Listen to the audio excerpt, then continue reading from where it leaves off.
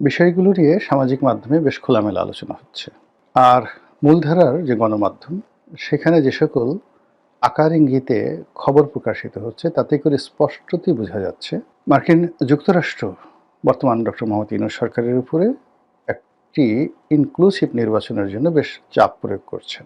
আপনারা যদি গত কয়েক মাসের খবরাখবর দেখেন, তাহলে দেখবেন যে ডক্টর মোহাম্মদ ইউনূসের নিরাপত্তা উপদেষ্টা জনাব খলিলুর রহমান দিল্লি সফর করেছেন। তারপর তিনি কাতার সফর করেছেন এবং আমেরিকা সফর করেছেন একাধিকবার। এর বাইরে মার্কিন যুক্তরাষ্ট্রের বেশ গুরুত্বপূর্ণ বেশ কয়েকজন কূটনীতিবিদ তারা বাংলাদেশ সফর করেছেন এবং সরকারের অতি গুরুত্বপূর্ণ ব্যক্তিদের সঙ্গে ক্লোজ ডোর বৈঠক করেছেন।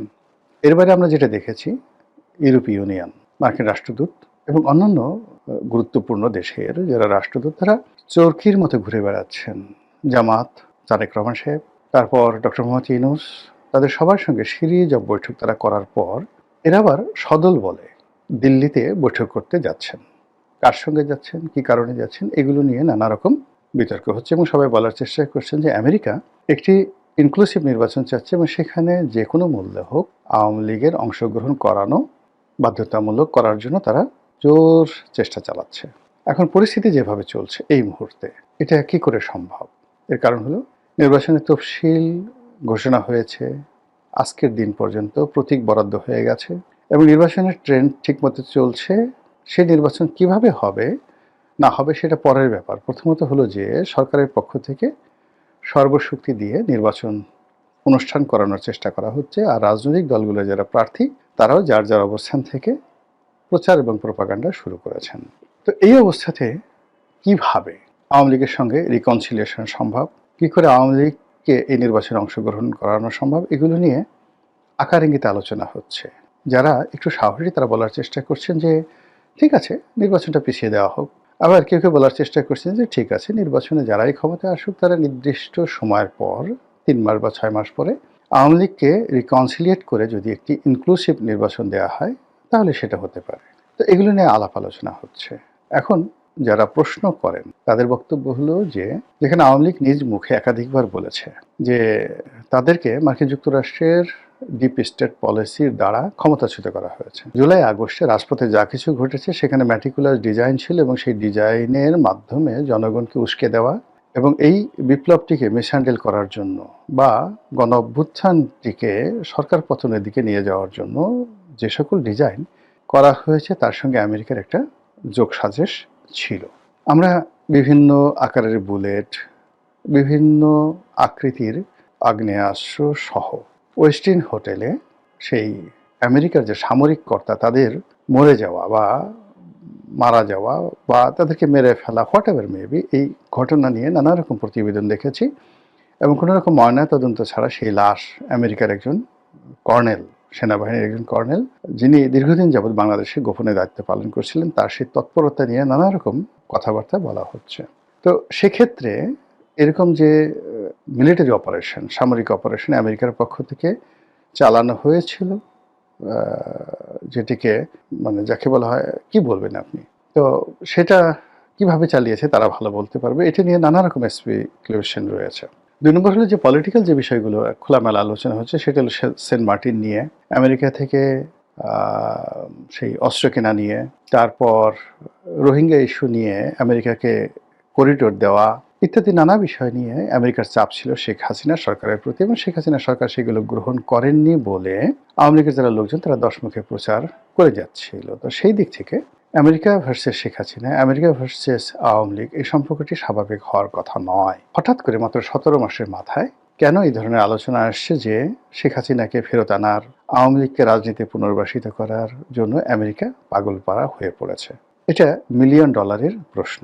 বিভিন্ন কারণ এটা হতে পারে, সত্য হতে পারে। প্রথমত হলো যে আমেরিকা এখানে তাদের যে বিনিয়োগ রয়েছে, এখানে তাদের যে ব্যবসায়িক ভবিষ্যৎ রয়েছে এবং রাজনৈতিক ভবিষ্যৎ রয়েছে, এজন্য এখানে একটি শক্তিশালী আইদার আমেরিকান মডেলের একটি গণতন্ত্র থাকতে হবে অথবা সংযুক্ত আরব আমিরাত বা সৌদি আরব মডেলের একজন স্বৈরশাসক, তাদের অনুগত স্বৈরশাসক থাকতে হবে। তা না হলে এখানে বার্মা অ্যাক্ট কার্যকর করা যাবে না। এখানে মার্কিন যে বিনিয়োগ রয়েছে সেই বিনিয়োগ অনিরাপদ থাকবে এবং এই অঞ্চলে মার্কিন যে কর্তৃত্ব রয়েছে সেটি আমেরিকার হাত ছাড়া হয়ে এটি ভারতের হাতে চলে যাবে, অথবা এটি যেভাবে হোক না কেন চীনের হাতে চলে যাবে। তো যদি চীন এবং পাকিস্তান তাদের হাতে চলে যায়, এই চক্রটি যদি বাংলাদেশের রাজনীতিতে গুরুত্বপূর্ণ ভূমিকা পালন করে, আমেরিকা বিপদে পড়বে। অন্যদিকে যদি আমেরিকা এবং ভারত এই সম্মিলিত শক্তিটি, যেটিকে লিবারেল ডেমোক্রেসি বলা হয়, সেই আদলে বাংলাদেশে একটি রাজনৈতিক শক্তি বা একাধিক রাজনৈতিক শক্তি থাকে, তাহলে আমেরিকা সামহাও এখানে একটা বেটার পজিশনে থাকবে। তো গত 17 মাসে আমাদের দেশে যা কিছু হয়েছে তা আমেরিকার জন্য সুখকর নয়। আমেরিকা যা চেয়েছে, যা স্বপ্ন দেখেছে, যা করতে চেয়েছে, তার একটি হয়নি। অধিকন্তু যেভাবে রাজনীতি এগোচ্ছে এবং যেভাবে বাংলাদেশের অর্থনৈতিক সমস্যা বেড়ে যাচ্ছে, তাতে করে এই সরকারের পেছনে যদি আমেরিকার, অর্থাৎ বর্তমান ইউনিট সরকারের পেছনে যদি আমেরিকার কোনো মৌন সমর্থন থাকে, সেটি তাদের জন্য গলার কাটা হবে। দ্বিতীয়ত, যে যদি এখানে ইসলামী রেডিক্যাল যে পলিটিক্যাল ফোর্সগুলো রয়েছে তারা আফগানিস্তানের মতো, পাকিস্তানের মতো অতি শক্তিশালী হয়ে পড়ে, তাহলে আমেরিকার আমও যাবে, সালাও যাবে। এই জন্য আমেরিকা আসলে এখানে তাদের যে সিদ্ধান্ত, সেই সিদ্ধান্ত তারা পরিবর্তন করতে চাচ্ছে। এই গেল এক। হতে পারে, মানে এটা হলো আমি আর একটা বিশ্লেষণ, আমার কোনো ব্যক্তিগত মতামত নয়, আমি শুধু বললাম এটা হতে পারে। দ্বিতীয়ত হলো যে মিস্টার ডোনাল্ড ট্রাম্প ব্যক্তিগতভাবে তিনি নোবেল পুরস্কার বিরোধী, নোবেল শান্তি পুরস্কার বিরোধী। ব্যক্তিগতভাবে তিনি ডক্টর মোহাম্মদ ইউনূসকে অপছন্দ করেন, এটা তিনি একেবারে প্রকাশ্যে বলে ফেলেছেন। তো সেই দিক থেকে মার্কিন যে পররাষ্ট্রনীতি, সেই পররাষ্ট্রনীতির ক্ষেত্রে মার্কিন ফেডারেল সরকারের একটা একছত্র আধিপত্য রয়েছে। আমেরিকার ইন্টারনাল ব্যাপারে দেখা গেল যে সেখানে ডোনাল্ড ট্রাম্পের খুব অল্প করণীয় আছে।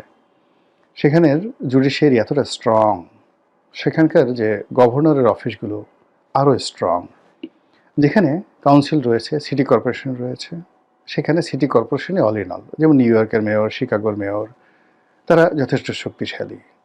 এরপর সেখানে মার্কিন সিনেট আছে, মার্কিন কংগ্রেস আছে, এর বাইরে সংবাদপত্র আছে, স্বাধীন জনগণের মতামত আছে। এইসব মিলিয়ে আমেরিকার অভ্যন্তরীণ ব্যাপারে প্রেসিডেন্ট ডোনাল্ড ট্রাম্পের খুব অল্প করার আছে। কিন্তু কোনো একটি দেশের সঙ্গে যুদ্ধ বাঁধিয়ে দেওয়া, বিদেশি কোনো রাষ্ট্রের সাথে সম্পর্ক স্থাপন করা বা বিদেশি রাষ্ট্রের সাথে সম্পর্ক নষ্ট করে দেওয়া, অন্য দেশের সরকার পরিবর্তন করা ইত্যাদি সব ব্যাপারে প্রেসিডেন্টের ক্ষমতা একছত্র।